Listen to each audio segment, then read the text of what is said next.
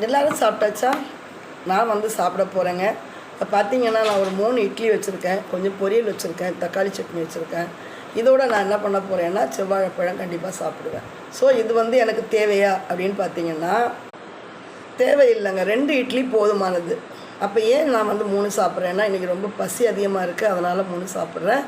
ஆனால் வேலை செய்கிறவங்க, இப்போ நம்ம வந்து நிறைய வேலைகள் செய்கிறோம்னு வச்சுக்கோங்களேன், அப்போ வந்து நம்ம உடம்புல இருந்து நிறைய சக்தி வெளியே போகும். அப்போ அந்த மாதிரி சக்தி வெளியே போகும்போது நமக்கு கார்போஹைட்ரேட் வந்து ரொம்ப அதிகமாக தேவைப்படும்.